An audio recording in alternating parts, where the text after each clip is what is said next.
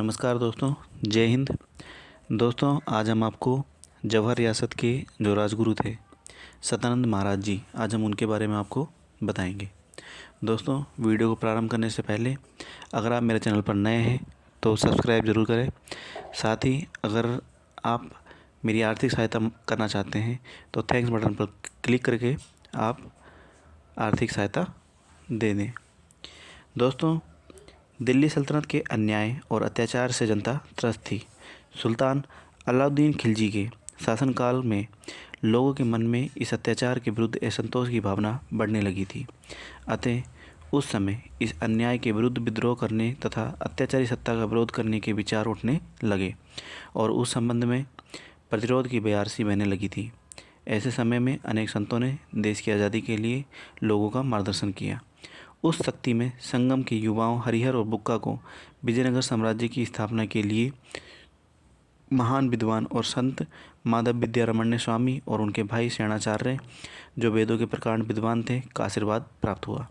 अतः हरिहर और बुक्का ने ईसा पूर्व 1336 में उन्होंने विजयनगर साम्राज्य की स्थापना की थी। इसी प्रकार श्री सदानंद महाराज ने जवाहर राज्य की स्थापना में महत्वपूर्ण भूमिका निभाई थी। श्री सदानंद महाराज का पूर्व नाम बोजाजी उर्फ भोजनाथ था। माधव विद्यारमण्य स्वामी के शरणाचार्य और भोगनाथ नाम के दो भाई थे। जवाहर में स्वामी भोजनाथ उपदेश देने के लिए नासिक जिले में आए थे और इगतपुरी से केवल 2 किलोमीटर दूर उसी जिले के इगतपुरी गांव में पूर्व में बस गए। उन्होंने पीठा पर्वत के पास एक पहाड़ी पर स्थित सुंदर वातावरण वाले पिपरी गांव को चुना और इस छोटे से गांव में बस गए। वह अपना सारा समय भगवान की सेवा में बिताने लगे थे। स्वामी श्री सदानंद महाराज नाथ संप्रदाय के थे।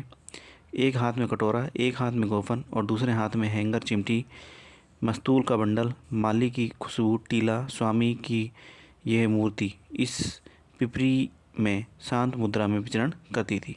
खुश रवैया और उनके प्रसन्नचित्त स्वभाव के कारण कोई उन्हें सदरुद्दीन और कोई उन्हें सदोबा कहते थे। पिपरी गांव के सभी धार्मिक उपासक उन पर बहुत विश्वास करते थे। एक बार स्वामी सदानंद महाराज उस गांव की एक महिला यमी पाटकर से भिक्षा मांगने गए थे, तो यमी पाटकर ने बड़ी प्रसन्नता से उनका स्वागत किया।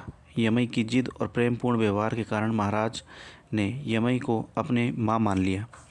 इस यमी की समाधि पिपरी गांव में स्वामी सदानंद महाराज की समाधि स्थल के पास स्थित है। गुजरात के गवर्नर अकबर पुत्र मुराद ने अहमदनगर को घेर लिया। इस अवधि के दौरान मुराद का शिविर जवाहर के पास शाहपुरा में था। जवाहर राजा देवराय उर्फ महमद शाह खुद को सदानंद महाराज का सेवक बताते थे, इसलिए उनके कारण मुस्लिम पुजारियों ने अंततः सदानंद महाराज के सेवकों यानी मिर्डे को बुलाना शुरू कर दिया। सदानंद महाराज की समाधि की व्यवस्था को देखते हुए उन्हें मुजावर कहा जाने लगा। पिपरी गांव में मुजावर लोग सदानंद महाराज की सेवा कर रहे थे और हिंदू जनजाति के सेवक भी सदानंद महाराज की सेवा कर रहे थे। राजा नेमशाह द्वितीय के शासनकाल में सदानंद महाराज के पुरोहित के अधिकार का प्रश्न उठा। उस समय मुगल राजकुमार मुराद शाहपुरा के पास माहुली किले में रह रहे थे। 1595 में वह मुराद से मिला और उसने अपने अधिकार के संबंध में शिकायत की। मुराद ने शिकायत सुनी और मिर्डे यानी पुजारी को इसका निवारण करने का आश्वासन दिया। मुगल राजकुमार मुराद माहुली किले से लौटते समय असेरीगढ़ किले में गए। उस समय वह रास्ते में जवाहर पर रुके। मुराद ने जवाहर के राजा नेमशाह से मुलाकात की और जवाहर साम्राज्य को अपना स्वामित्व स्वीकार करने के लिए मजबूर किया और मुस्लिम पुजारियों को वे अधिकार दिए जो वे चाहते थे। इस प्रकार जवाहर का राज्य अहमद मांडलिक से निकलकर मुगलों के मांडलिक बन गया। देवराय की मृत्यु। राजा देवराय उर्फ महमद शाह श्री सदानंद महाराज के कट्टर भक्त थे। जवाहर में सदानंद महाराज के प्राकट्य के बाद दूसरे दिन यानी अष्टमी महामदशाह ने अपना शरीर त्याग दिया।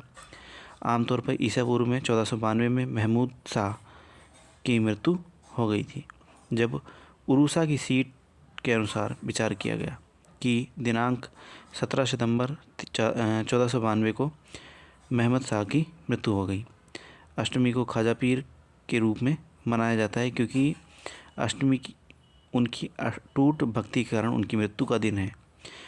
राजे देवब राय उर्फ महमद शाह की मृत्यु के बाद कृष्ण शाह प्रथम वास्तविक शासक बना और उन्होंने जवाहर राज्य की प्रतिष्ठा को बढ़ाने का प्रयास किया। तो ये था सदानंद महाराज से संबंधित इतिहास। सदानंद महाराज वो व्यक्ति हैं जिन्होंने जवाहर रियासत की स्थापना में एक महत्वपूर्ण योगदान दिया था। इन्होंने